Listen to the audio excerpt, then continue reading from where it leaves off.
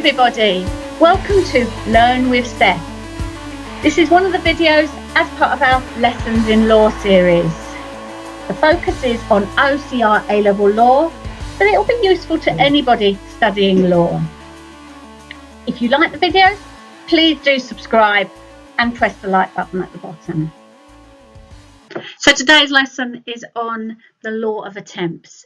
It's quite a tricky area of law, and a lot of students do find it quite scary because there's lots of cases. But once you've got it, there's 10 really clear AO1 points, and it's really quite easy to apply it to a scenario. For OCR, you will only ever get a scenario question on attempts. There will be no evaluation question. Law of attempts is a statutory crime. Now remember, you always start with the legal authority. So you're going to have to remember the name of the statute. Do you think you can work out what the name of the statute for the law of attempts might be? Sure, you guessed it. Criminal Attempts Act 1981. You might not have got the date. So you need to remember Criminal Attempts Act 1981. And it's actually the definition of criminal attempts. It's laid down in section 1, subsection 1 of the Criminal Attempts Act 1981. So that's what you need to remember. 1.1 of the Criminal Attempts Act 1981 defines criminal attempts as if, with intent to commit an offence to which this section applies, a person does an act which is more than merely preparatory to the commission of the offence, he is guilty of attempting to commit the offence. Now, clearly, you're not going to remember all of that whole definition, which is why we need to break it down. So first of all, what does that long definition actually mean? Well, in brief, it means that if a person tries to commit an offence but fails to complete it for whatever reason, they can be guilty of attempting to commit that offence. So let's break this definition down even further. See if you can work out the two key elements of the offence. One of them is going to be actus reus and one of them is mens rea. If you like, you could print out this screen and actually highlight them on the paper. You've come up with these two things, with intent to commit an offence and an act which is more than merely preparatory. Which of those is actus reus and which is mens rea? Hopefully you can work that out. Actus reus is a person does an act which is more than merely preparatory to the commission of an offence, and the mens rea is with intent to commit that offence. That seems quite easy to remember, doesn't it? So, usefully, the Criminal Attempts Act 1981 doesn't actually define the term an act which is more than merely preparatory, or rather the phrase. So, we actually have no really clear definition. Lots and lots of cases have defined it, but no one principle has emerged. But there is a general understanding. We're going to have a look at some key cases. The Gulledge first. Now, in this case, the defendant jumped onto the racetrack. He'd placed a bet and he decided that if he jumped onto the racetrack, he'd stop the race and therefore he could claim his money back on the bet. He was originally convicted of attempted theft, but his conviction was quashed. Remember what that means? They decided that his action was merely preparatory, not more than merely preparatory. Why? Because he had not embarked on the crime proper. And it's worth remembering that phrase, embarked on the crime proper. Another case, a bit more difficult to remember this name, AG reference, number 1 of 1992-1993. We've got several of these strangely worded cases in law, haven't we? So in this case, the defendant dragged a girl to a shed and he fully intended to rape her. He didn't actually rape her, but he did lower his trousers and he did assault her. Courts decided this was attempted rape, and they said that the defendant does not have to perform the last act before the crime proper. The defendant does not have to have reached the point of no return. Another case is Geddes, and this is a really useful case to remember. So in this one, the defendant was found in a school, in actually a school toilet. He didn't have any permission to be there. There was no reason for him to be in the school at all. And when he was found, he was actually in possession of some rather sinister items. He had a large knife, he had some rope and some masking tape. He hadn't spoken to anyone, he hadn't contacted anyone, he was just there. So they charged him with attempted false imprisonment, but they said it wasn't, because it wasn't more than merely preparatory. For it to be more than merely preparatory, the defendant must move from planning to execution. So move from thinking about it to doing it. He needs to be trying to commit the full offence rather than getting ready. And I think Geddes really sums up what this more than merely preparatory means. Do you remember R.V. White? You studied it earlier in the criminal course. There's some pictures on screen to remind you. Think about what this case was about, but more importantly, what part of the course it illustrated. Hopefully, you've linked it to causation, one of the key legal principles. And R.V. White, if you remember, illustrates that factual causation test, the but-for test. But for the poison in the tea, the mother would have died anyway, because she died of a heart attack, didn't she? Not of poisoning. It's actually an old attempted case. It's pre-1981 statute, but it's still a nice illustration of how the act was more than merely preparatory. He'd actually put the poison in the tea and he'd given the tea to his mother. So as you remember, the son was guilty of attempted murder, even though he couldn't actually be guilty of murder. Useful case is Boyle and Boyle. And this is quite a good one because this one illustrates actually going beyond more than merely preparatory. So in this case, it's a burglary case. The defendants were actually near a door. They went in the house, but what they had done was broken the lock and the door itself, the hinge of the door. And they said, the court said this was attempted burglary because they were embarking on the crime proper. And again, another useful little phrase to use to define this idea of more than merely preparatory. The defendant had carried out a sufficient series of acts to be an attempt. The mens rea now.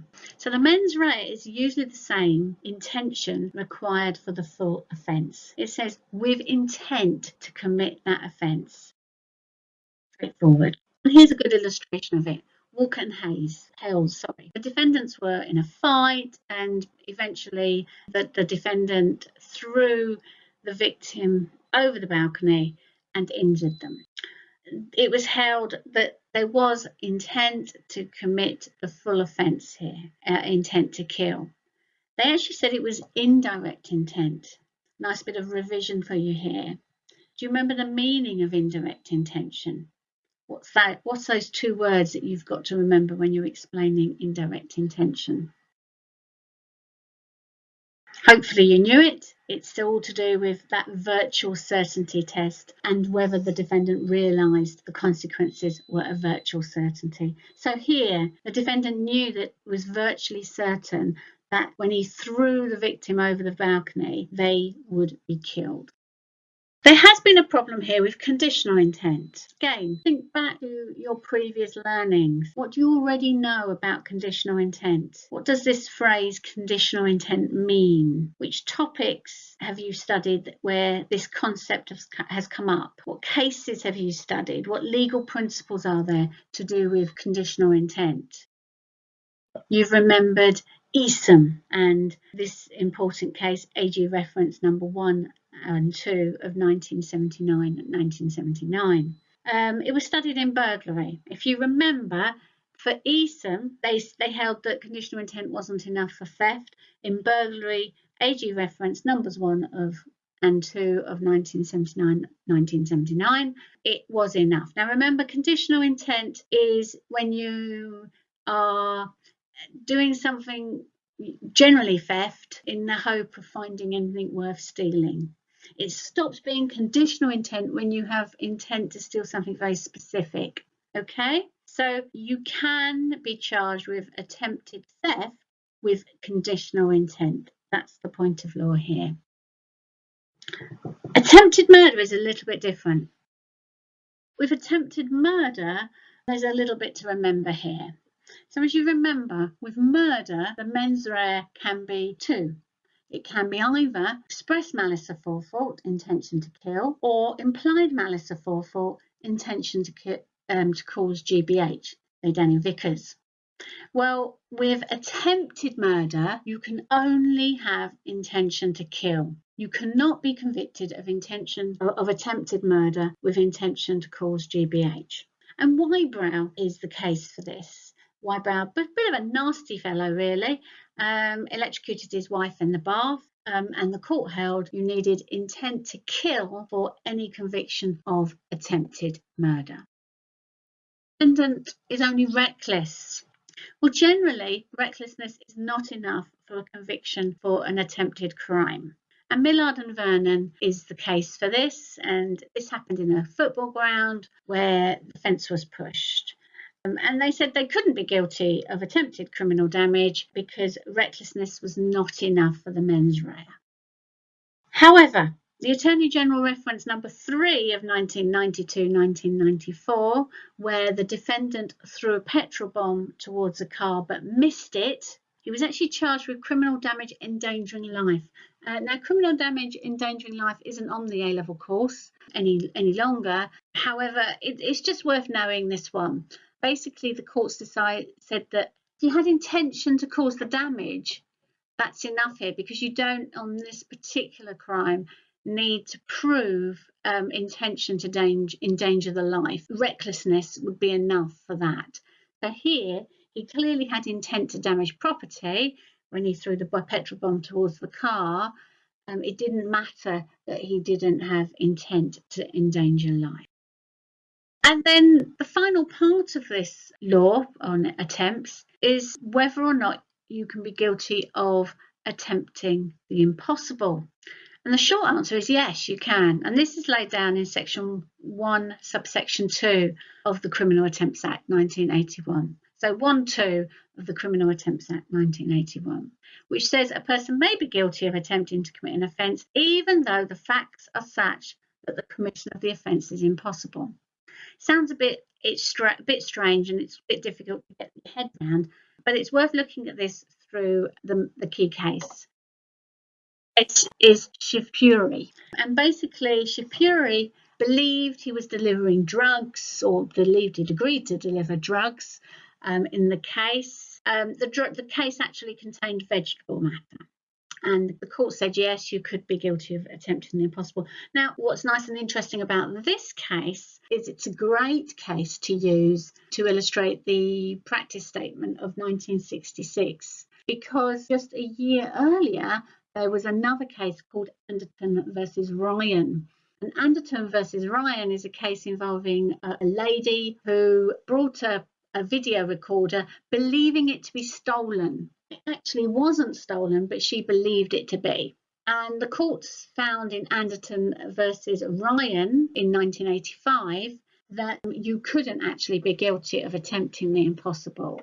However, Shifpuri in 1986 overruled this decision using the 1966 practice statement. So for paper 2 on the OCR course, that's quite a useful one to learn, because it cuts down your revision, doesn't it, if you can try to use cases from criminal law study in your lawmaking course. Sentencing for attempts, always good to know the sentence, isn't it? Basically, if defendant is found guilty of attempting to commit an offence, the sentence can be the same as for the full offence. Let's just quickly run through those elements again, because in your exam you will need to, you will only get a scenario question on attempts. There is no evaluation question possible on attempts. It's not on the OCR specification. So AO1 elements, we'd need to have 10 marks for your scenario. So obviously those 10 marks are quite straightforward. You're going to mention the legal authority. We start with that, don't you? In this case, it's statutory, Section 1 Criminal Attempts Act 1981. You're going to define the actus reus, which is doing an act which is more than merely preparatory. You're going to use a couple of cases. You choose. I quite like Gulledge and Geddes, but you could choose any. The mens rea is with intent to commit that offence. And again, you're going to clarify that using a case illustration, Walker and Hales. And then you could explain how murder, you have to have intent to kill, not intent to commit GBH, as shown in Wybrow. You've got the law of conditional intent you can cover, how you can be guilty of theft with just conditional intent. AG reference numbers 1 and 2 of 1979. You've got the law of recklessness, how recklessness generally isn't enough to be convicted of attempts, but you could be convicted of attempted criminal damage, endangerment of life, so perhaps arson there. AG reference number 3 of 1992-1994. Always talk about attempting the impossible. It's a favourite part of a scenario, and you'll need shift puri for that. And you could mention the sentencing. It's the same as the full offence. So there's really quite clearly 10 AO1 marks that you can quite easily cover there. Now look at applying our learning to a scenario. So this scenario was on the OCR specification papers. Let's read the scenario. As we do so, work out the 3 different attempted offences and highlight key phrases that you think might be relevant to the question. Remember, when you are doing your AO2 application, it's really important that you refer closely to the scenario. For scenario questions, always a good idea to start with the question so you know what you're looking for. Advise whether Thomas is guilty of any attempted offences. Thomas is at the beach. There are a number of surfers, and one of them, Richard, has left his surfboard while he goes and buys an ice cream. Thomas decides to take his surfboard, but as he approaches, Richard's dog starts to bark at him. So Thomas decides to leave the surfboard where it is. Further down the beach, Thomas sees his maths teacher, Mr. Smith, who always makes fun of him in class. Thomas picks up a large rock and throws it at him, but at the same time, Mr. Smith bends over to tie his shoelace and the rock misses him. Thomas runs off up the beach and sits down in a deck chair. Beside him is Jill, who is sunbathing and has left her handbag next to her.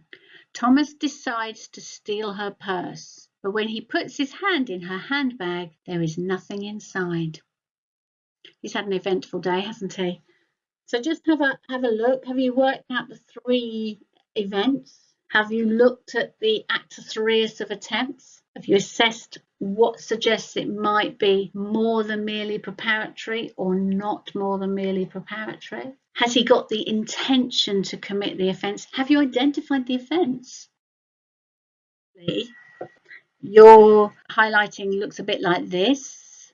You may have highlighted extra bits. Okay, I've worked out that there's 3 key events here. There's the attempted theft of the surfboard, the attempted non-fatal offence of throwing the rock, and again another attempted theft of the purse.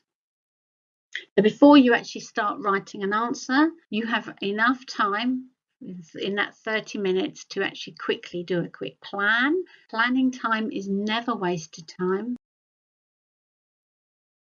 And as always, my advice is to use a scenario planning grid. So you'd have your AO1 marks. You want to get those 10 AO1 marks. And then you would look at what you're going to say for each event. Remember, you must make sure you conclude and say whether or not the person would be guilty or not of the attempts. So try and fill in the grid and try to do the 10 AO1 marks from memory. So hopefully your grid looks similar to this. probably identified that the attempted theft of the surfboard he would not be guilty of, because the act was merely preparatory. He didn't do the act. Why didn't he do it? Because he was stopped from doing it by the dog. He did, though, have the intent to commit it. Look at the verbs in the scenario there. Those ones saying decided tells you about the intent there, doesn't it? The rock, that was more than merely preparatory, because he actually threw it, didn't he? So he went beyond planning, didn't he, and embarked on the crime proper. Remember that phrase? And then we've got the intent. I've put ABH question mark there. You may think it's GBH. It doesn't really matter there. It's definitely a non-fatal offence, and it's definitely above battery, isn't it? Because it says rock. So an ABH or a GBH there. And then the purse, that's probably the most difficult event, isn't it? Because for that, you're going to have to discuss attempting the impossible, because he tried to steal a purse that wasn't in the bag. So that would be attempting the impossible. And as we know from Shivpuri, you can be guilty of attempting the impossible. The examiner would have probably liked you to have recognised why conditional intent is irrelevant. So remember, conditional intent is generally when you intend to steal whatever you find lying around or something that's worth stealing. In this scenario, he actually intends to steal a purse. So it's not just anything. So it's not conditional intent. And it would be great to mention that in the exam. What makes it more than merely preparatory? Well, he actually puts his hand in, doesn't he? And I think you would need to pick that up in your exam. And obviously there's the intent, because he decides to put his hand in, doesn't he, to commit the full offence. So have a go at writing this essay time. Remember to use those temporal phrases to organise your essay. The first event, the second event. Probably if there's more than one event in a scenario, it's easier to do all the AO1 first. That's what I generally recommend my students. But you can take a more integrative approach. Just be careful you don't keep repeating the same AO1 marks. Remember, you'll need at least 4 cases, although the examination board hasn't specifically said that. That's generally what most people have understood to get into the top band. They're looking for at least 4 cases, and that should be pretty easy on this essay. You're going to definitely mention Shivpuri. You're going to probably mention at least 2 actus reus cases, at least 1 mens rea, and possibly even the one on conditional intent. That brings us to the end of this lesson in law. I hope you enjoyed it. If you did, please like it and subscribe to find more videos. Bye.